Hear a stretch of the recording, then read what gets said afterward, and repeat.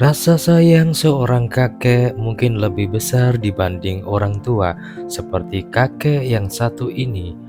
Kala itu sang kakek tengah mengajak kedua cucunya bermain di sebuah ladang. Di umur setua ini, sang kakek harus merawat kedua cucunya yang masih kecil. Dari mulai menyiapkan keperluan sekolah, menyiapkan makanan, memandikan, dan menggantikan pakaian, pokoknya semua keperluan si cucu, kakek yang ngurusin. Dulu putra satu-satunya jatuh cinta dan menikah dengan seorang perempuan bernama Vanessa yang berasal dari Indonesia. Mereka tampak sangat bahagia hingga dikaruniai dua anak, yaitu Dugo dan juga adiknya Dyuki. Namun saat sang ayah meninggal dunia, Vanessa mengambil semua uang asuransi kematian suaminya, yang membuat kakek marah dan lalu mengusirnya. Mulai saat itu, sang kakek harus banting tulang kerja apapun. Pokoknya bisa membiayai dirinya dan juga cucu-cucunya tercinta. Ia nggak mau jika cucunya harus tinggal dengan ibunya yang mengambil keuntungan dari kematian suaminya. Pagi itu saat sang kakek tengah menyiapkan bekal buat Yogi untuk tur ke kebun stroberi oleh sekolahnya, mendadak ia mendapatkan panggilan kerja dengan gaji 2 kali lipat. Tak mau menyia-nyiakan kesempatan ini, kakek pun meminta Diogo untuk menemani adiknya tur dan berjanji akan membelikan mainan baru untuknya. Di kebun stroberi, hati Diogo merasa sangat sedih ketika melihat teman-teman adiknya.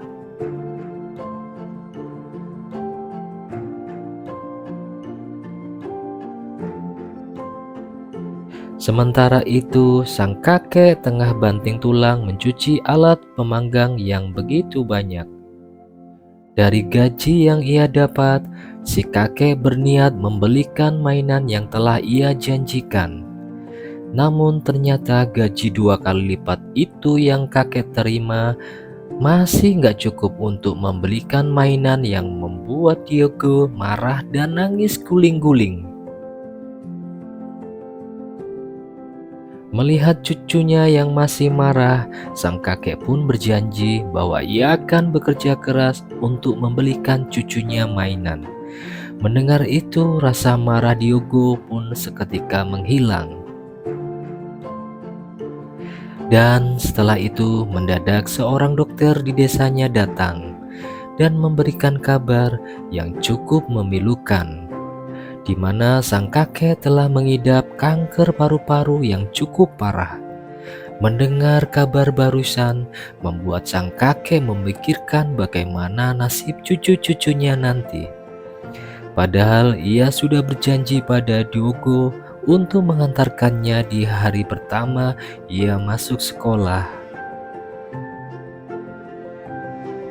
Dan keesokan harinya, saat Diogo bermain dengan teman-temannya TK-nya, salah satu temannya yang kalah tak terima dan 이거 누구 알아? 얘네 엄마 아빠 잡아먹고 돈 들고 튀었대. 진짜?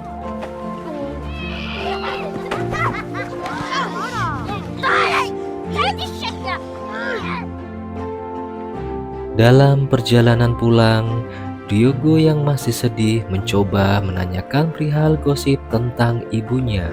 Ditambah lagi, akhir-akhir ini Diogo merasa bahwa ibunya selalu muncul di pikirannya. Sang kakek tak dapat berkata apa-apa. Ia hanya bisa bertanya, "Apakah kamu merindukan ibumu?"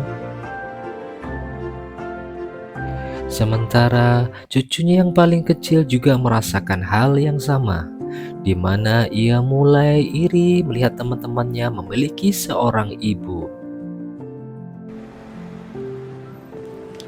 con la vara.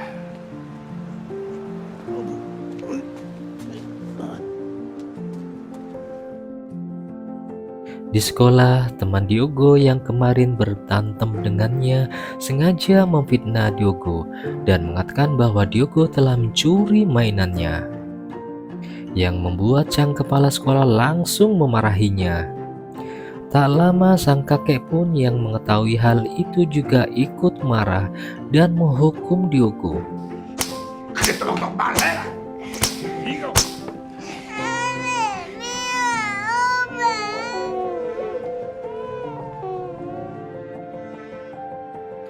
Malam harinya, kakek yang merasa bersalah diam-diam mengoleskan obat pada luka cucunya. Dan keesokan harinya, teman-teman Diogo juga merasa bersalah dan berusaha meminta maaf lalu menyerahkan mainannya. Bahkan ia juga rela dipukuli asal Diogo mau memaafkannya. Namun alih-alih memukulnya, Diogo malah menjahilinya yang membuat hubungan mereka menjadi kembali membaik. Semakin hari penyakit kakek semakin memburuk. Malam itu ia dibuat panik saat melihat cucunya yang paling kecil menyemili triplek dinding yang ada di kamarnya. Sementara sang kakek hanya sibuk memainkan game pinjaman temannya tadi yang membuat sang kakek menjadi emosi. Dan paginya saat Diogo diminta menjaga adiknya, mendadak semua temannya datang dan langsung mengajaknya bermain. Alhasil ia pun meninggalkan adiknya sendirian di rumah. Hingga saat kakek pulang, tiba-tiba saja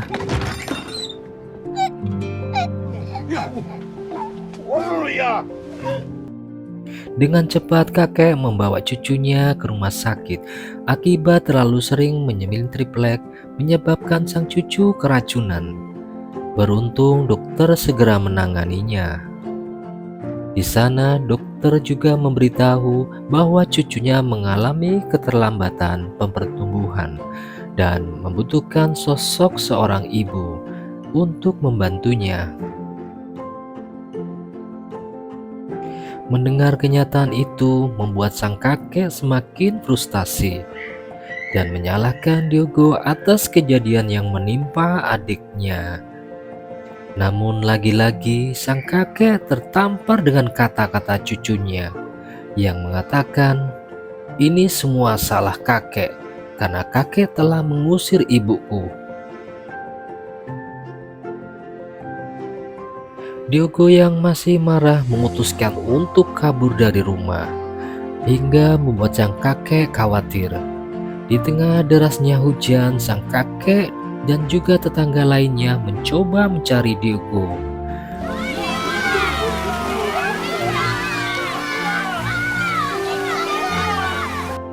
Hingga akhirnya mereka menemukan Diogo di kantor polisi terdekat. Di sana sang kakek meminta maaf pada sang cucu dan berjanji bahwa ia akan segera membawa ibunya pulang. Di rumah, sang kakek membuka kembali ruangan yang biasanya dipakai oleh menantu dan juga cucu-cucunya. Ia mengingat kebersamaan bersama-sama sang menantu. Dan esok harinya, kakek mencari informasi tentang menantunya pada salah satu teman terdekatnya. Sambil memberikan sebuah surat, si teman memberitahu kakek bahwa saat ini Vanessa menantunya tengah berada di Indonesia. Setelah mengetahui biaya ke Indonesia yang begitu mahal, sang kakek pun pergi ke asuransi jiwa untuk meminta uang asuransi kematiannya di depan. Meskipun hal itu sangat tidak memungkinkan, namun sang kakek tetap mencobanya, berharap mereka mau mengerti dengan keadaannya.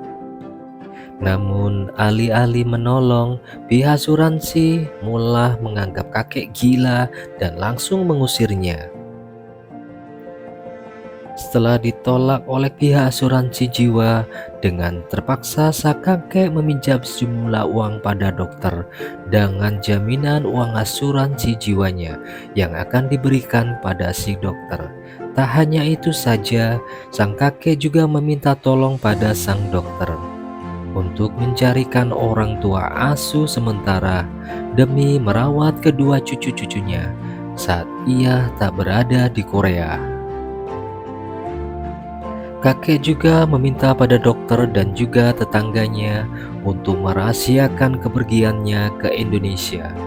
Si kakek khawatir cucunya akan kecewa jika sang kakek tidak berhasil membawa ibunya pulang. Meskipun sudah dilarang oleh tetangganya, namun sang kakek bersikeras ingin mencari Vanessa. Keesokan harinya, sang kakek mau berangkat ke Indonesia. Dengan sembunyi-sembunyi, kakek memperhatikan cucunya yang terlihat senang saat orang tua asuhnya membelikan beberapa mainan.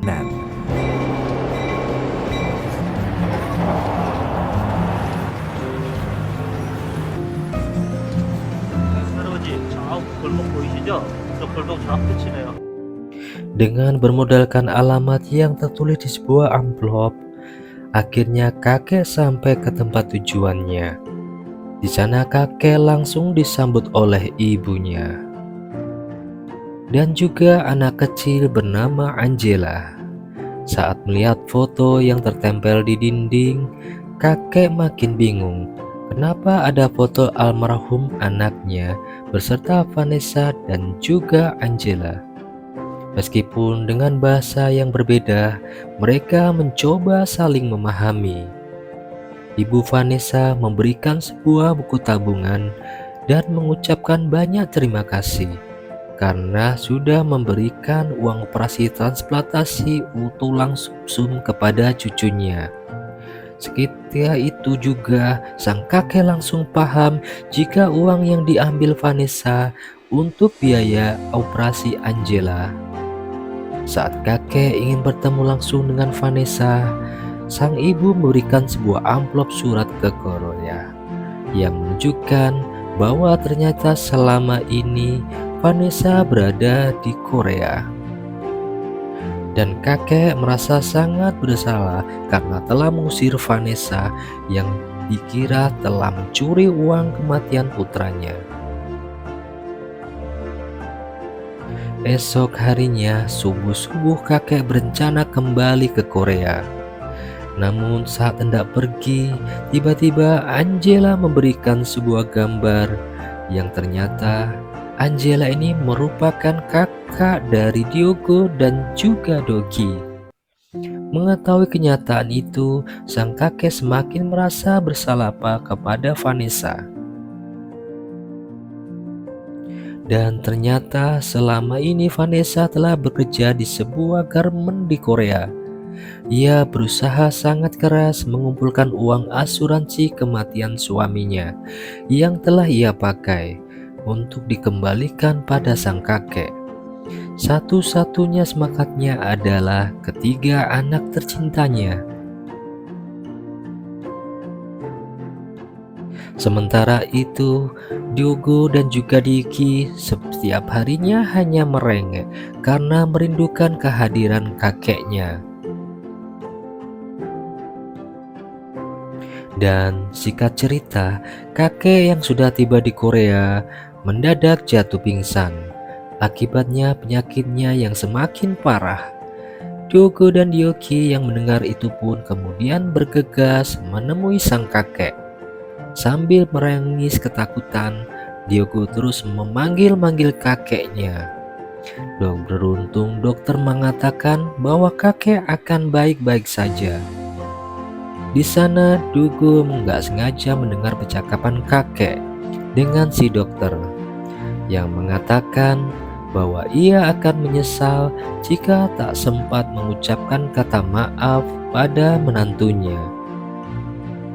Namun karena tak mau kakek khawatir, ia pun berpura-pura tak mendengar dan menyuruh kakeknya untuk beristirahat. Lalu saat Diogo menyelimuti sang kakek dengan jaketnya, ia tak sengaja menemukan alamat ibunya yang terjatuh dari jaket tersebut.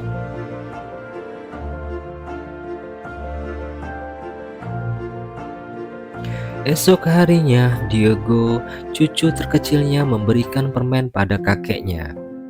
Di umur sekecil itu, Ryoki bisa merasakan jika kakeknya sedang sakit parah. 울지 마라. Sementara Diogo memberanikan diri pergi ke kota untuk mencari alamat ibunya yang tertera di amplop surat. 여기 어디예요?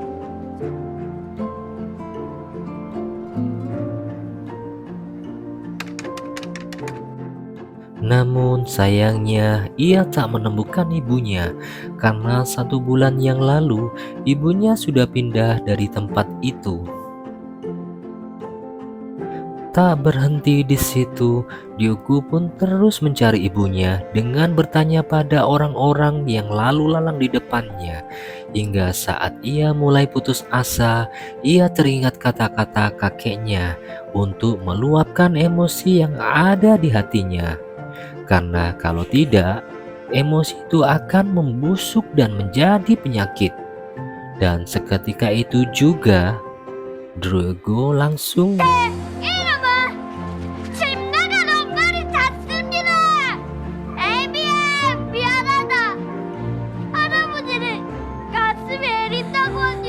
ia terus meneriakkan keinginan kakeknya untuk menemui ibunya, berharap kakeknya bisa segera sembuh. Jika sang kakek bisa meminta maaf pada ibunya, seseorang perempuan yang ternyata teman kerja Vanessa tak sengaja melihat aksi Diogo dan segera memberitahu Vanessa jika anaknya telah mencarinya. Dan singkat cerita, setelah sembuh, sang kakek pun berniat menyenangkan mereka, mulai dari memandikan mereka, membelikan sepatu baru, hingga peralatan sekolah untuk Diogo. Bahkan sang kakek mengajak mereka untuk makan di sebuah restoran mie. Namun tiba-tiba sang kakek batuk-batuk hingga mengeluarkan darah. Dengan terpaksa, kakek pun memberitahukan kondisi kesehatannya dan meminta Diogo untuk kembali pada orang tua asuhnya. Mendengar kenyataan itu, Diogo pun marah karena ia tak mau berpisah dengan kakeknya. Di malam terakhirnya bersama cucu-cucu tercintanya, hati kakek merasa sangat sedih. Ia tak siap untuk meninggalkan kedua cucunya itu. Namun, menyerahkan cucunya pada orang tua asuh merupakan jalan terbaik. Ditambah lagi, ia tak mau jika cucu-cucunya harus melihat kakeknya meninggal, seperti saat ayah mereka meninggalkannya. Diogo yang masih marah masih berusaha memohon pada sang kakek agar ia dan juga adiknya bisa terus tinggal bersama sang kakek. Ia menagih janji kakeknya yang akan mengantarkannya di hari pertama ia masuk sekolah. Bahkan ia juga menyebutkan nama-nama keturunan dan klan mereka yang setiap harinya diajarkan oleh sang kakek. Namun dengan berat hati, kakek harus terus menyerahkan kedua cucunya pada orang tua asuh mereka. 자, 가자.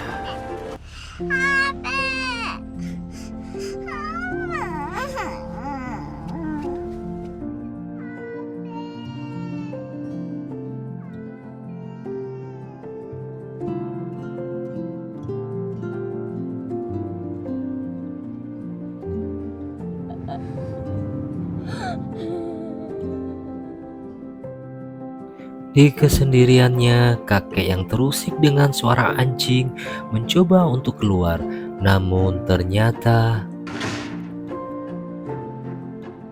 아버지, 2천만 원. 아버지예요. 살면서 뭐 왔으면 큰 소리 안 부르고 그랬었노. 어이.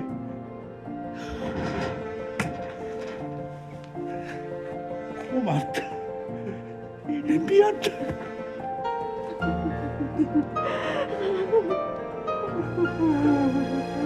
다 늙어가고 왜 자꾸 눈물이 나오?